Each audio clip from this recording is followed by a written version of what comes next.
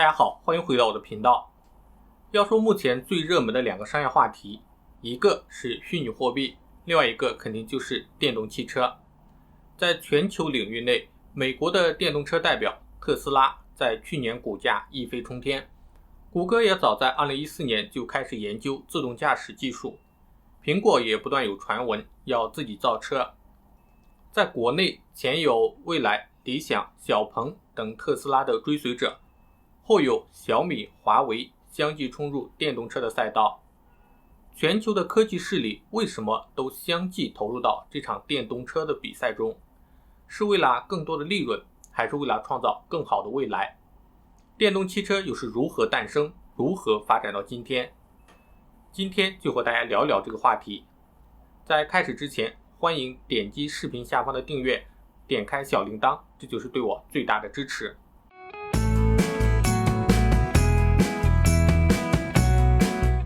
电动汽车的历史悠久，它的历史甚至比燃油汽车的历史还要长。世界上第一辆机动车就是电动汽车，诞生于1834年，它比1886年问世的世界上第一辆内燃机汽车还要早半个世纪。美国人托马斯·达文波特于1834年制造出第一辆直流电机驱动的电动车。在1832年到1838年之间，苏格兰人罗伯特·安德森发明了电驱动的马车，这是一辆使用不能充电的初级电池驱动的车辆。1838年，苏格兰人罗伯特·戴维森发明了电驱动的火车。今天在路面上依然行驶的有轨电车，就是1840年开始在英国出现的。随着蓄电池技术的发展，电动车于19世纪的下半叶在欧美得到了广泛的运用。1859年，法国物理学家、发明家哥斯顿·普朗特发明了可充电的铅酸电池。1896年，市场上出现了可更换电池的电动货车，买家只买下车辆，但不包括电池，然后在使用时再根据里程数交付充电，付保养费。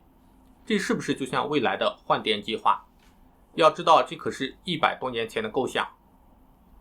19世纪末到1920年是电动车发展的一个高峰。在早期的车辆消费市场上，电动车比内燃机驱动的汽油汽车有更多的优势，比如没有难闻的汽油味，噪音小，不用换挡，而且价格比燃油车低廉。这时的市场形成了以蒸汽、电动和内燃机三分天下的车市场。那么为什么电动汽车没有发展起来，而汽油车却称霸世界呢？随着全球范围内石油的开发和内燃机技术的提高，加之电池发展技术的停滞，电动车在1920年之后渐渐失去了优势，汽车市场逐步被内燃机驱动的汽车取代，只有少数城市保留着很少的有轨电车和无轨电车。电动车的发展从此停滞了大半个世纪。随着石油资源源源不断地涌入市场，人们几乎忘记了还有电动车的存在。与此同时，运用在电动车上的技术，比如电驱动、电池材料、动力电池组、电池管理等技术也无法得到发展和运用。随着石油资源的日益减少，大气环境的污染，人们才重新关注起电动车。1990年之前，提倡使用电动车的还是以民间为主，比如1969年建立的民间学术团体组织世界电动车协会。1990年代开始，随着电池储能单元的发展，以及对矿石能源储量、油价不断升高的担忧，各个主要汽车生产厂家开始在新能源车领域做出尝试。在1990年1月的洛杉矶车展上，通用汽车的总裁向全球推荐了纯电动概念车。1992年，福特汽车推出钠铀电池的汽车。1996年，丰田使用镍氢电池的汽车等一系列的尝试。但是毕竟这些都只是尝试，无法大幅推动电动车的快速发展。传统车厂肯定不会放弃自己的主业燃油汽车。这时候电动车市场出现了一条鲶鱼。2003年，特斯拉公司成立。截至2020年，特斯拉的销量达到50万辆的新高，股价一飞冲天，一年内累计涨幅高达 743%， 市值一度超过8000亿美元，将大众、丰田等传统汽车巨头远远甩在身后。受到特斯拉的影响，国内出现了蔚来、小鹏、理想、等国产电动汽车品牌。这3家电动汽车都已经在美股上市，股价同样得到了飞涨。其中蔚来在2021年1月市值飙升至1000亿美元，在全球车企市值中排名仅次于特斯拉和丰田。然而仅仅在1年多前，电动汽车市场融资收紧，销量下滑，针对电动车的质疑达到了顶峰。当时背负100亿元亏损，融资接连失利的蔚来汽车将近破产。直到2020年2月，蔚来获得来自合肥市政府70亿元的注资，才终于活了下来。这一年到底发生了什么，让电动汽车脱胎换骨，成为目前最大的风口？我认为第一个原因是世界各国积极推进碳中和，各国政府政策支持电动汽车的快速发展。最主要的根源源自于人们对资源枯竭和环境恶化的焦虑。首先，石油资源是有限的，并且日益减少。如果说石油资源枯竭，按照世界目前的现状，不仅全球经济都会陷入停摆，甚至人们的基本生活都无法维持。所以人们需要在石油资源枯竭之前找到新的能源替代方案。其次是因为石油等化石能源在燃烧时会产生大量的二氧化碳和有毒气体，这一方面造成了全球气候变暖，极地冰山融化，海平面升高，人们赖以生存的陆地资源有可能会越来越少。另一方面造成了我们呼吸的空气质量越来越差，癌症等不可治愈的疾病越来越多，这些对人类的生存都有着巨大的威胁。2015年12月，世界各国在巴黎协定中提出了在2050年到2100年实现全球碳中和的目标。碳中和也就是温室气体的排放与吸收之间的平衡。要达到碳中和，一般有2种做法。第一种是通过碳补偿机制，使产生的碳排放量等同于在其他地方减少的碳排放量，比如通过植树造林吸收减少更多的碳物质。第二种是使用低碳或者零碳排放的技术，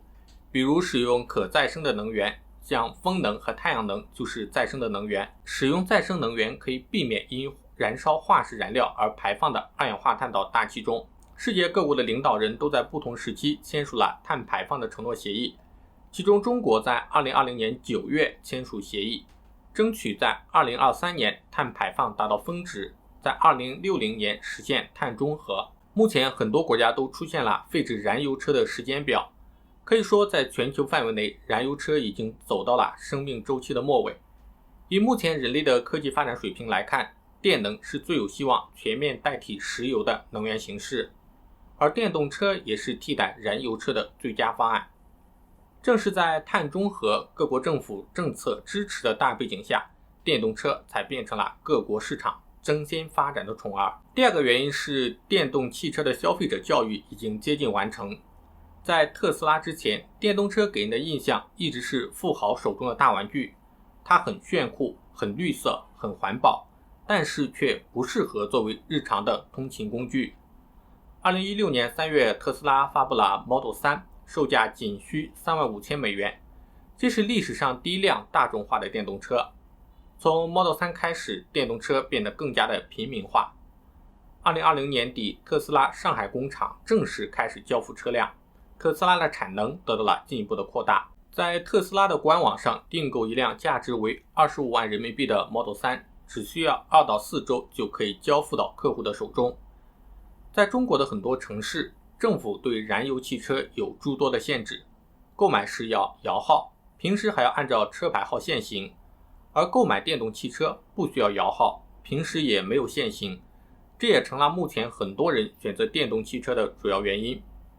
目前中国是全球最大的电动汽车市场，约占全球电动汽车销量的 50%。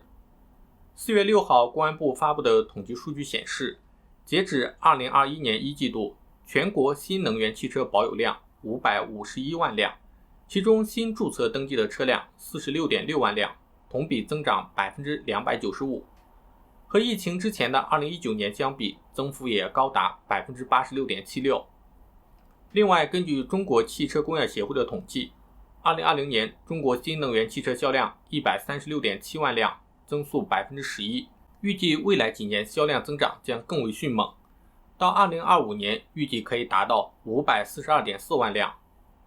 可以说，现在大家对电动汽车的接受程度越来越高，能够阻碍大家购买电动汽车的因素也越来越少。除了对续航有严格的要求，以及环境恶劣的地区，这两个也是目前电动汽车面临的两个主要的技术难题。第三个很重要的原因就是智能汽车技术和商业模式的成熟。传统的汽车行业已经发展了100多年，长期以来都是注重资本和技术的研发的积累。燃油汽车在发动机、变速箱等复杂的动力系统上有很高的技术门槛，相应的在一定程度上构成了传统车企的护城河。但是随着电气化技术的发展，复杂的汽车零部件的制造工艺正在被相对简单的电池、电机、电控系统取代，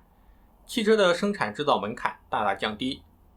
另一个方面，电动汽车智能化软件也给传统的燃油车带来了巨大的压力。电动汽车一个重要的技术突破就是新型的电子电气结构。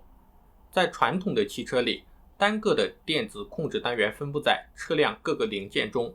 它们是由汽车零部件供应商研发，每一个零件都是一个单独的各行其事的系统。但是在近2年的电子电气化架构，各个的控制单元的功能正在向功能区域集中，比如动力区域、自动驾驶区域、智能座舱区域。未来很有可能还会进一步集中化，最终实现由汽车的中央 CPU 控制。而这些软件化、数据化的能力并不是传统汽车企业所擅长。